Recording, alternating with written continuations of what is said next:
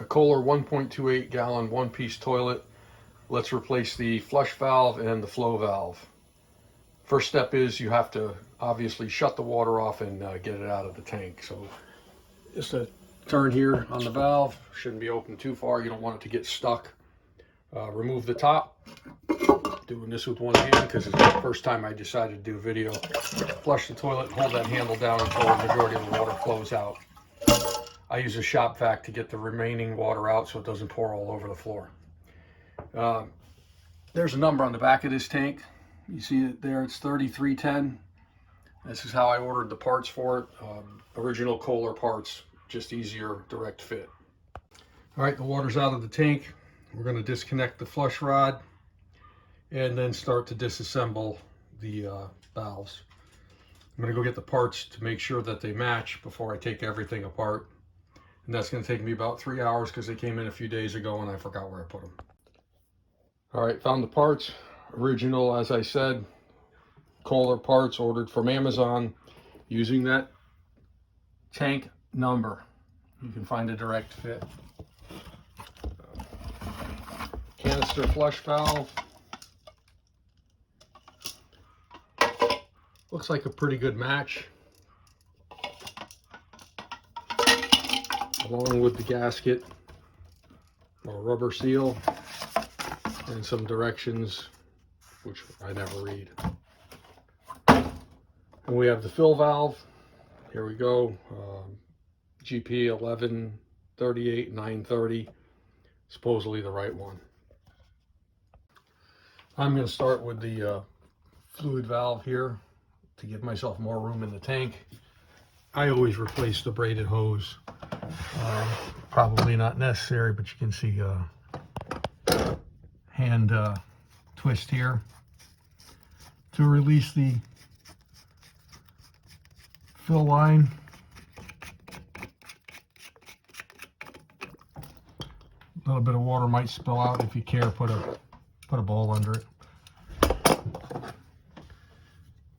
Channel lock pliers, loosen the nut, and the rest comes off by hand. All right, next step, disconnect the water fill tube and the valve comes out. You want to hang on to that valve because you're going to want the length to match to the new one. Next, you want to disconnect the flush chain off the flush rod. You want to take a note of how many links are on it for a good starting point. In this case, there's 2 additional. It's on the 3rd one. And basically you want about a 1/2 inch or 3/4 of an inch before it lifts the canister. We'll show that once the canister's been replaced. All right, flush chain is disconnected. This cap twists 1/4 of a turn, comes out. The canister comes out to get it out of the way. And then the bottom piece is also a turn. And it lifts out. There you go. All right, I like to clean the base of the tank before I put anything back in to avoid leaks.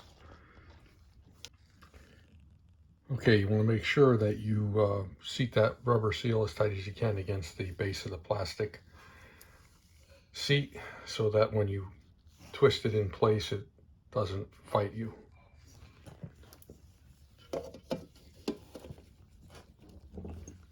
There you go. And I put a little bit of plumber's grease on the base of that gasket to make it easier. All right, next case is the canister flush. Again, this center piece goes in the bottom. You line it up and you give it a 1/4 of a turn. And we get the chain close to the flush rod.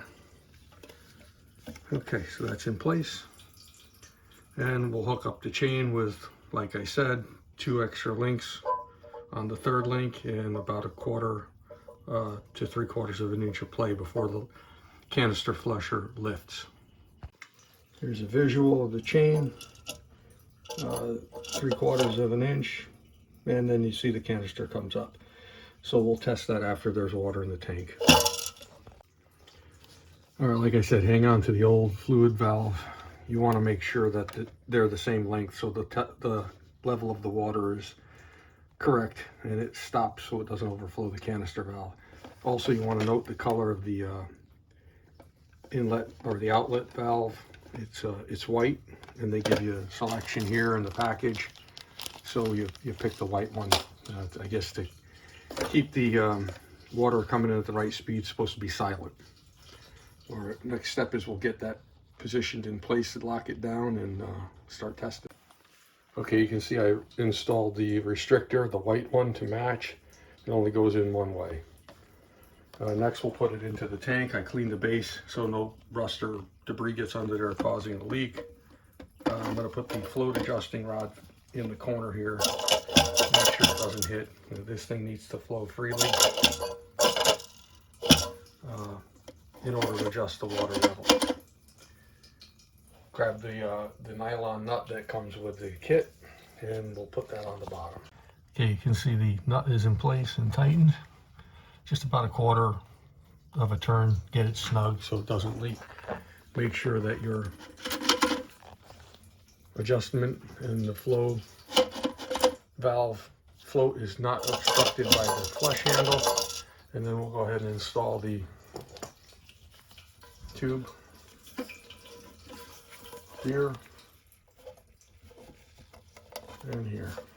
Maybe I'll cut that later if it's too high. I think there'll be plenty of clearance on the tank top. Finally, we'll install the braided line, and then we'll get to flushing and adjusting. Okay, everything's in place, tightened up. I replaced that steel braid toilet fill line. Use a pair of pliers on the valve to hold it so you don't break it, and 9/16 wrench there on the line, and hand tighten the plastic fitting on top. Okay, time to turn on the water. Make sure it doesn't leak. I wipe everything down good with paper towel and let it sit, and that way I can tell if there's any leaks. Once this fills up, we'll get into some adjustments. Make sure that it flushes properly and has the right water line level. Also, this QR code here gives you a lot of information about the adjustments. We'll document in several different languages. All right, the tank filled up. I don't know if you can see it there, but the water level is pretty low. You can see the water line indicator on the old canister. So I'm gonna shorten this rod here to let that float come up higher and let more water in before it shuts off. Do that by turning it clockwise.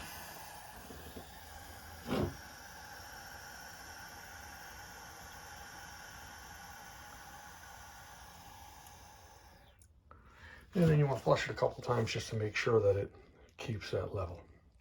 There you have it. I flushed it a few times just to make sure the water level is maintained. Okay, success. DIY hack from way back.